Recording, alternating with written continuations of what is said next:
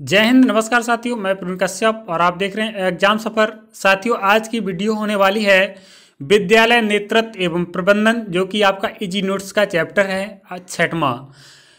विद्यालय प्रबंधन के गुणात्मक सुधार के लिए तथा स्वेट विश्लेषण आयोजित करने के लिए शिक्षकों एवं प्रधानाचार्य का कौशल, इसके बारे में हम लोग लघु उत्तरीय क्वेश्चनों को देखेंगे। आपके बीएड के पेपर में बहुत ज़्यादा समय नहीं बचा है, इसलिए तैयारी को अच्छे से करना स्टार्ट कर दीजिए। आज की वीडियो होने वाली है आपकी लघु उत्तरीय प्रश्न को लेकर। तो आइए हम लोग लघु उत्तरीय प्रश्न को देखते हैं और अच्छे से रीड करना है। अब समय नहीं बचा है, यदि आपने अब भी देरी की तो आप कहीं ना कहीं परसेंटेज से चूक जाएंगे। इसलिए वीडियो को अधिक से अधिक शेयर कीजिए अपने दोस्तों के साथ। जो भी आपके सोशल मीडिया प्लेटफॉर्म है, विद्यालय का ग्रुप है, उसमें सब में शेयर कर दीजिए। तो आपसे कह रहे हैं स्वेट विश्लेषण के लाभ बताइए। तो विश्लेषण रणनीति निर्माण एवं विद्यालय प्रबंधन को प्रभावी बनाने में महत्वपूर्ण भूमिका निभाता है। यह एक मजबूत उपकरण है। क्या है? एक मजबूत उपकरण है। सफल विद्यालय प्रबंधन अपनी ताकत का निर्माण करते हैं। ताकत का निर्माण किससे करते हैं? इसी के द्वारा। अपनी कमजोरियों को ठीक करते हैं, अपनी ताकत को बढ़ाते हैं और क्या करते हैं? कमजोरियों को ठीक कर लेते हैं और आंतरिक कमजोरियों और बाहरी खतरों से बचते हैं। आंतरिक कमजोरियां जो उनकी हैं और बाहरी जो खतरे हैं उनसे बचा जा सकता है इससे। वे अपने समग्र प्रबंधकीय वातावरण पर नजर रखते हैं और प्रतिस्पर्धियों की तुलना में नए अवसरों को तेजी से पहचानते हैं। प्रतिस्पर्धी कौन से होंगे? जैसे सोच लीजिए आपने एक प्राइवेट कॉलेज खोला या स्कूल खोला, प्राइमरी स्कूल, तो आपके प्रतिस्पर्धी वो होंगे जो दूसरे लोग खोले होंगे, तो उनसे आपको तेजी से चलना है, नहीं तो वो आपसे आगे निकल जाएंगे और उनको लाभ मिलना स्टार्ट हो जाएगा। स्वेट विश्लेषण निम्नलिखित तरीके से रणनीति योजना बनाने में मदद करता है। तो ये पॉइंट देख लीजिए, बहुत इंपॉर्टेंट है। यदि आप यही पॉइंट लिख देते हैं तब भी आपका अति लघु उत्तरीय वाला पार्ट हो जाएगा, क्योंकि आपसे पूछा जा सकता है उस समय कि रणनीति योजना बनाने में मदद करने वाले किन्हीं 2 पॉइंटों को लिखिए, 4 पॉइंटों को लिखिए, तो अब आपको यही पॉइंट लिखने होंगे। तो आइए, यह रणनीति योजना के लिए सूचना का एक स्रोत है। क्या है? सूचना का एक स्रोत है। ये तो आप बिल्कुल आराम से लिख सकते हैं। संगठन की ताकत बनता है, बिल्कुल। यह प्रबंधन की कमजोरियों को दूर करता है, ये भी आप लिख सकते हैं। अवसरों के प्रति अपनी प्रतिक्रिया को अधिकतम करे या फिर करता है। संगठन की धमकियों पर नियंत्रण रखता है। यह प्रबंधन की मुख्य आपको दिख नहीं रहा होगा, बढ़ा देते हैं। यह प्रबंधन की मुख्य क्षमताओं या फिर बोल सकते हैं दक्षता भी क्षमता होती है, निपुणता होती है, कि पहचान करने में मदद करता है। यह विद्यालय प्रबंधन में योजना के लिए उद्देश्य की स्थापना में मदद करता है। यह भूत, वर्तमान और भविष्य के जानने में मदद करता है, जिससे अतीत और वर्तमान डेटा का उपयोग करके भविष्य की योजनाओं का चाक चौबंद किया जा सकता है। क्या किया? चौक चौबंद मतलब चौकसी रखी जा सकती है। क्लियर हो गया? ये आपको 4-5 पॉइंट लिख देने हैं, तो आपका अति लघु उत्तरीय क्वेश्चन हो जाएगा वहां पे। देखिए, स्वेट विश्लेषण का मूल्यांकन कैसे किया जा सकता है, समझाइए। तो मूल्यांकन स्वेट विश्लेषण जो है, किसी संस्था के मूल्यांकन हेतु अनेक तरीके हैं। कोई भी संस्था है, जरूरी नहीं वो शिक्षा की संस्था है, कोई भी संस्था है, उसके विश्लेषण के क्या कह रहे हैं? अनेक तरीके हैं। किंतु सबसे सरल तरीका है कि स्वेट संबंधी एक प्रपत्र मतलब सीट तैयार किया जाए तथा प्रत्येक सदस्य को उसमें संक्षेप में एक एक वाक्य में क्रमानुसार संख्या में सूचना देने हेतु कहा जाए कि आप कुछ ना कुछ इसके बारे में अपने विचार रखिए। इस प्रकार की स्वेट विश्लेषण प्रक्रिया में संस्थान अपने सामर्थ्य के प्रति एकाग्र होता है और कमियों को स्वीकार करता है। देखिए, यदि आप में कमियां हैं तो आपको स्वीकार करनी पड़ेंगी, ये नहीं कि आप माने ही नहीं, ठीक है। यदि आप कमियां अपनी मानेंगे, इसके बाद कमियों को दूर करेंगे, तभी आपको लाभ होगा। उन्हें दूर करके गुणात्मकता बढ़ाने में अवसरों पर दृष्टिपात करता है तथा मार्ग में आने वाली चुनौतियों व बाधाओं की खोज करके उन्हें दूर करने का प्रयास करता है, दूर करता है, ठीक है जी। देखिए, स्वेट विश्लेषण के रूप या प्रकार बताइए। तो फ्रेजर ने 1997 का मानना है कि जब शिक्षण संस्थानों का मूल्यांकन संपूर्ण गुणवत्ता के संदर्भ में किया जाता है तब मूलभूत रूप से केंद्र का बिंदु छात्र रहता है। केंद्र का बिंदु क्या रहता है? हमेशा छात्र केंद्रित होती है बात। स्वेट मूल्यांकन में 3 रूप माने गए हैं। आपसे हो सकता है यही 3 रूप अति लघु उत्तरीय प्रश्नों में पूछ दिए जाएं। तो आंतरिक मूल्यांकन, बाह्य मूल्यांकन और आंतरिक और बाह्य दोनों, ये आपको लिख देने हैं। यदि अति लघु उत्तरीय क्वेश्चन है तो ऐसे ही लिख सकते हैं, लघु उत्तरीय में आपको इसके बारे में लिखना है। जैसे आंतरिक मूल्यांकन, तो आंतरिक मूल्यांकन में क्या होगा? इस मूल्यांकन में शिक्षक, कार्यालय कर्मचारी, अन्य स्टाफ के सदस्य, कार्यकारी सदस्य, पर्यवेक्षक, स्टाफ आदि सदस्यों को शामिल किया जाता है, मतलब आंतरिक ये लोग हो गए। तथा इसमें प्राप्त सूचना एवं तथ्यों को मूल्यांकन का आधार बनाया जाता है। क्लियर? बाह्य मूल्यांकन में कौन रहेगा? बाह्य मूल्यांकन के तहत नियुक्त अन्य महाविद्यालय, करदाता तथा आम जनता को सम्मिलित किया जाता है, मतलब कॉलेज के बाहर के लोगों को यहाँ पर सम्मिलित किया जाता है तथा उनसे प्राप्त सूचना व तथ्यों के आधार पर मूल्यांकन किया जाता है। अब देखिए, आंतरिक व बाह्य मूल्यांकन, मतलब दोनों को प्लस कर देंगे हम लोग। आंतरिक और बाह्य में क्या करेंगे? दोनों को प्लस कर देंगे। तो मूल्यांकन में छात्रों को सम्मिलित किया जाता है। इस प्रकार के मूल्यांकन में आंतरिक व बाह्य दोनों दृष्टि से विद्यार्थियों का चयन महत्वपूर्ण माना जाता है। आंतरिक रूप उनमें विद्यार्थियों को सम्मिलित किया जाता है जो उस समय पढ़ रहे होते हैं। आंतरिक रूप में कौन आएंगे? जो वर्तमान में पढ़ रहे हैं, वे वस्तु स्थिति की जानकारी प्रदान करते हैं। तथा बाह्य रूप में वे विद्यार्थी हैं जो भविष्य में तथा संस्था में पढ़ने के लिए आने वाले हैं। क्या? जो भविष्य में, इन फ्यूचर आने वाले हैं, उनको शामिल किया जाता है।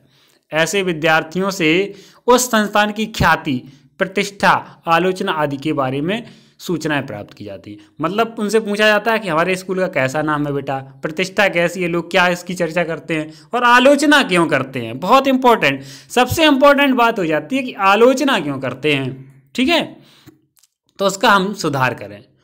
उपयुक्त दोनों प्रकार के मूल्यांकन, आंतरिक और बाह्य छात्रों की सूची बनाकर चयन करके इनके द्वारा दिए गए उत्तर ज्ञात करके हम अपने विद्यालय प्रबंधन या संस्था का मूल्यांकन कर सकते हैं कि हमारा विद्यालय कैसा है, कैसा नहीं है। क्लियर हुआ यहाँ पर? देखिए, इसी के आगे हम लोग छठवां कर रहे हैं। छठवां क्या है आपका? स्कूल यानी कि विद्यालय, उसके कार्य और समाज से संबंध, स्कूल भवन डिजाइन, साज सज्जा और घटक, जितनी भी ये चीज़ें हैं वो सारी चीज़ें फैक्टर्स जरूरी होते हैं विद्यालय के लिए। तो उन्हें देखते हैं। लघु उत्तरीय प्रश्न यहाँ पर क्लियर करते हैं। ठीक है, विद्यालय के प्रकार पर प्रकाश डालिए, मतलब विद्यालय कितने प्रकार के होते हैं ये भी आपसे पूछा जा सकता है। तो आइए, या फिर आपसे अति लघु उत्तरीय में पूछा जा सकता है विद्यालय के किन्हीं 2 प्रकारों का वर्णन कीजिए या फिर 3 प्रकारों के बारे में लिखिए। तो विद्यालय के प्रकार, विद्यालय विभिन्न प्रकार के होते हैं। यह विभिन्नता उनके स्वरूप, ढांचे, प्रशासन, विचारधाराएं, उद्देश्य, भौतिक संसाधनों के आधार पर होती हैं। किस आधार पर होती हैं विद्यालय की? उनके स्वरूप के आधार पर, ढांचे के, प्रशासन के, विचारधाराएं, उद्देश्य, भौतिक संसाधन के आधार पर होती हैं। साथियों, इस वीडियो को हम लोग थोड़ा लंबा कवर करने वाले हैं क्योंकि एग्जाम बचा नहीं है, तो आप लंबी लंबी वीडियो के साथ कवर कर लीजिए। बहुत ज़्यादा लंबी भी नहीं करेंगे, ठीक है? धैर्य रखिए, आराम से पढ़िए। तो केंद्रीय विद्यालय, आपने सुना होगा CBSE बोर्ड, जिसे हम लोग केंद्रीय विद्यालय कहते हैं हिंदी में, आज जान लीजिए। यह अखिल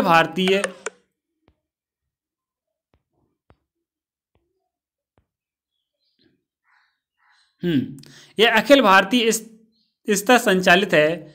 यह केंद्रीय माध्यमिक शिक्षा बोर्ड मतलब CBSE द्वारा मान्यता प्राप्त होता है। कैसा होता है? CBSE द्वारा मान्यता प्राप्त होता है। नवोदय विद्यालय, बहुत ज़्यादा सुना होगा जब आप कक्षा 4-5 में पढ़ रहे होंगे, तो नवोदय की तैयारी भी की होगी बहुत सारे लोगों ने, हैं? काफ़ी लोग तो कमेंट में बताएंगे कि सर मैंने तैयारी की थी और क्या हुआ, वो सब कुछ बताएंगे।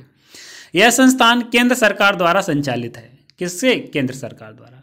जो ग्रामीण प्रतिभाशाली विद्यार्थियों के लिए निःशुल्क आवास, मतलब इसमें क्या मिलता है? निःशुल्क आवास मिलते हैं, भोजन एवं शिक्षा की व्यवस्था करता है।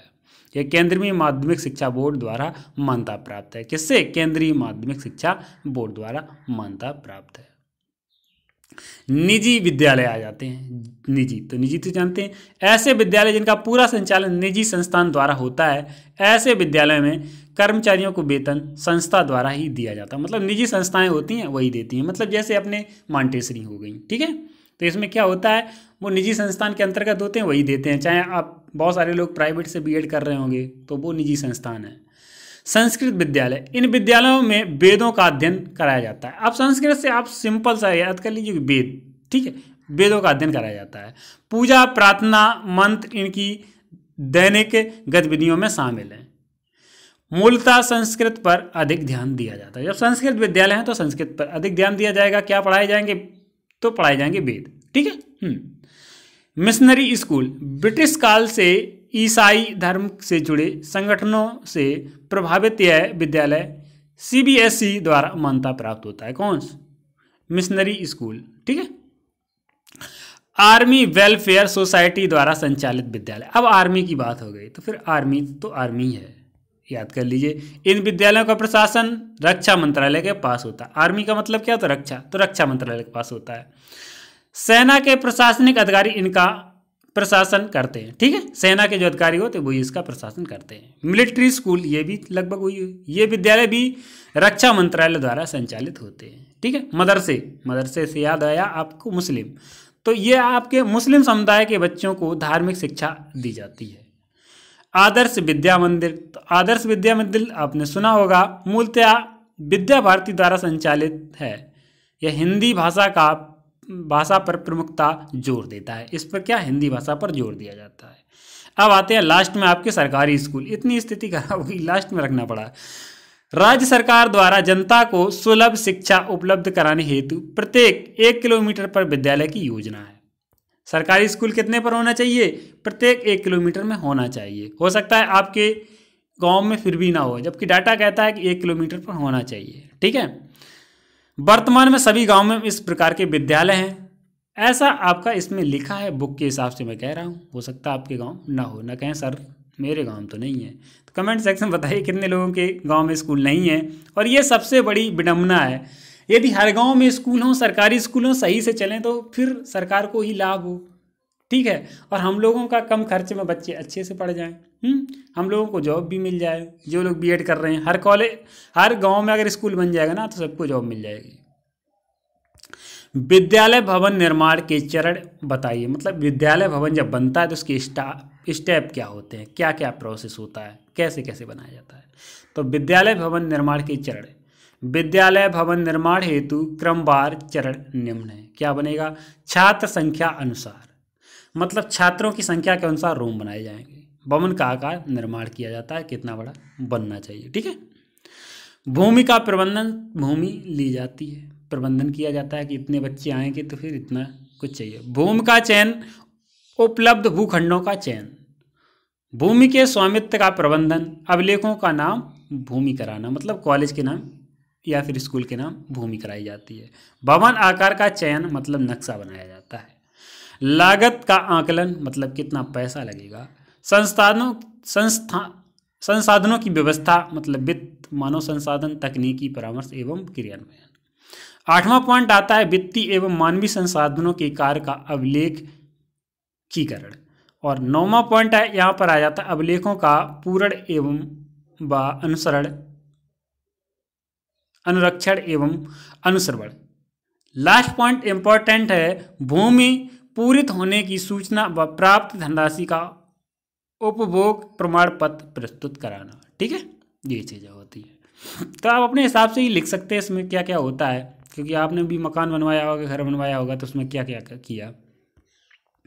विद्यालय भवन में लर्निंग कॉर्नर किसे कहते हैं? लर्निंग कॉर्नर, ठीक है। तो लर्निंग कॉर्नर कौन सा होगा? तो विद्यालय अधिगम को स्वामित्व प्रदान करने हेतु विद्यालय भवन में शिक्षण अधिगम सामग्री व लर्निंग कॉर्नर का प्रबंध किया जाता है।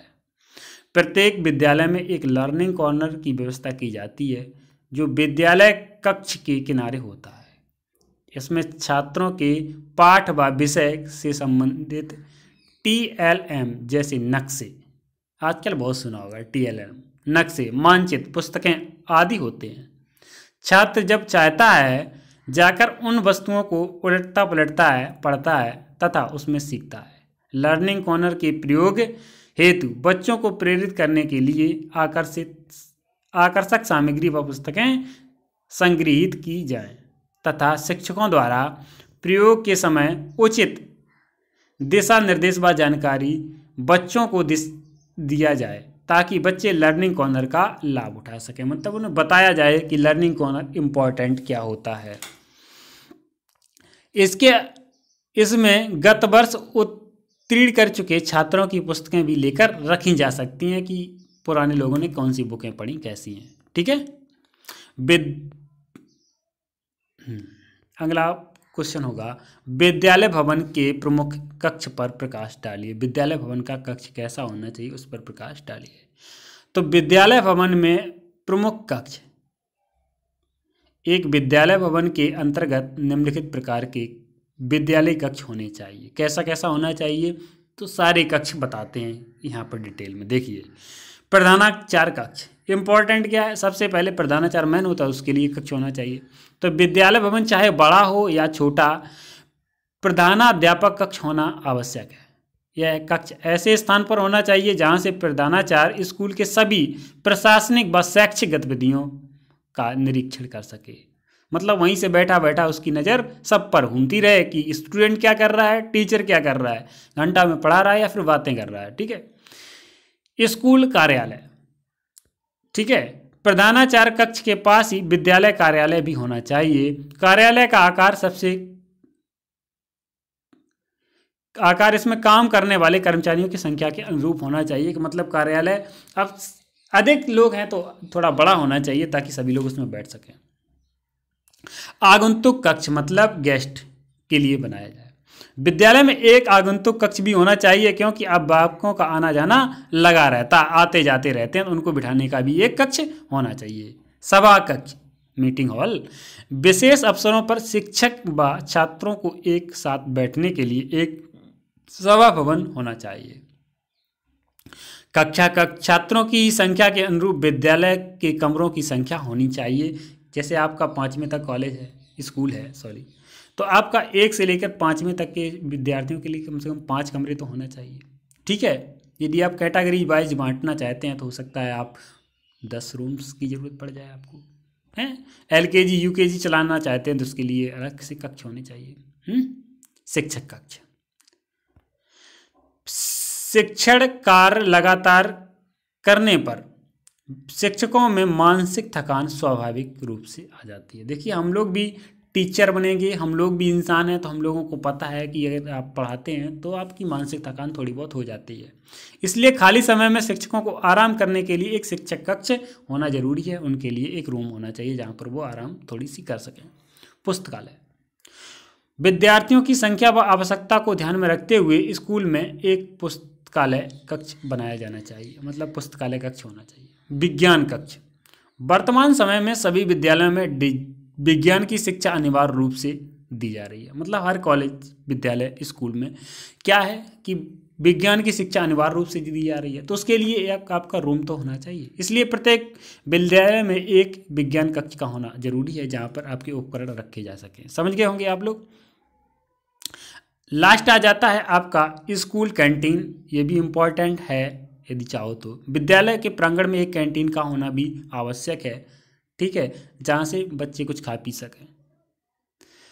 शौचालय इम्पोर्टेंट है, कैंटीन इतनी इम्पोर्टेंट नहीं थी। विद्यालय में शौचालय का निर्माण पर्याप्त संख्या में होना चाहिए। प्रधानाचार्य, शिक्षक व छात्रों के लिए अलग अलग शौचालय होना चाहिए ताकि आराम हो सके। ठीक है। सफाई के लिए सफाई कर्मचारियों की व्यवस्था होनी चाहिए। देखिए, शौचालय की सफाई बच्चे थोड़ी नहीं करेंगे, ना टीचर करने लगेंगे, तो उसके लिए सफाई कर्मी की व्यवस्था होनी चाहिए। आपने बहुत सारे वीडियोज देखे होंगे जिसमें कॉलेज में जो गर्ल्स होती हैं बेचारी, उनको दिक्कत होती है।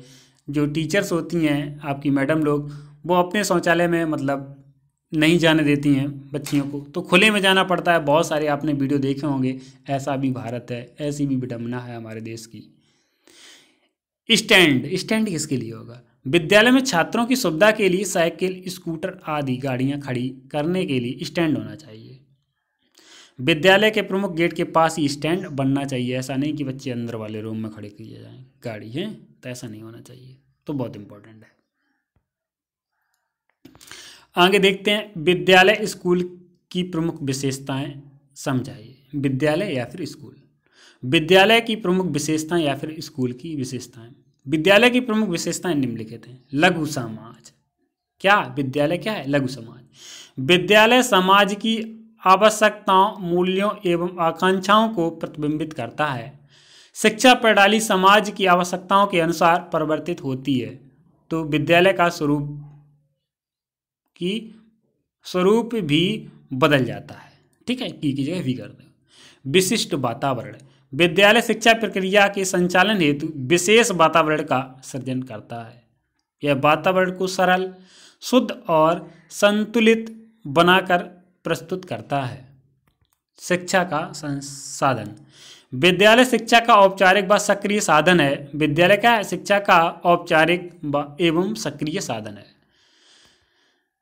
यहाँ देश के भविष्य का निर्माण होता है। विद्यालय में क्या होता है? देश का भविष्य बनता है। इसलिए विद्यालय में जो भी लोग पढ़ाने जाते हैं वो अपना काम जो है वो पूरी निष्ठा ईमानदारी से करें, क्योंकि यहाँ पर राष्ट्र का निर्माण होता है तथा विद्यालय को भावी जीवन के लिए तैयार किया जाता है। मतलब विद्यार्थी जो है उसे क्या किया जाता है? भावी जीवन के लिए तैयार किया जाता है। बाल केंद्रित, विद्यालय में बालक की व्यक्तिगत भिन्नताओं के अनुसार शिक्षा प्रदान की जाती है। जैसे बालक होंगे उसी हिसाब से शिक्षा दी जाती है। विद्यालय जो है बाल केंद्रित शिक्षा के माध्यम से बालक के व्यक्तित्व को सर्वांगीण संतुलित विकास करता है। नेक्स्ट हेडिंग आपकी सामाजिक प्रगति का साधन। विद्यालय समाज को योग्य नागरिक प्रदान करके विकास में महान योगदान देता है। मतलब बहुत बड़ा योगदान देता है। इसी के द्वारा नए विचारों को जन्म दिया जाता है। किसके द्वारा? विद्यालय के द्वारा। यह ज्ञान एवं कौशल में वृद्धि करके समाज के विकास में भागीदार बनते हैं। इसी कारण से विद्यालय को समाज का लघु रूप कहा जाता है। समझ गए कि विद्यालय को समाज का लघु रूप क्यों कहा जाता है। तो इतना छोटा आपका लघु उत्तरीय क्वेश्चन हो गया। लघु उत्तरीय क्वेश्चन आपका 6 देखते हैं यहाँ पर। देखिए इस लघु उत्तरीय क्वेश्चन को, विद्यालय की आवश्यकता एवं महत्व को समझाइए। तो विद्यालय की आवश्यकता एवं महत्व, समाज में विद्यालय के स्थान, महत्व और आवश्यकताओं पर प्रकाश डालने हेतु एस बालकृष्ण जोशी ने लिखा है कि किसी भी राष्ट्र की प्रगति का निर्माण विधानसभाओं, न्यायालयों एवं फैक्ट्रियों में नहीं वरन विद्यालयों में होता है। कहाँ होता है? विद्यालय में होता है। विद्यालय को यह महत्वपूर्ण स्थान निम्नलिखित कारणों से दिया जाता है। इसके कारण भी हैं।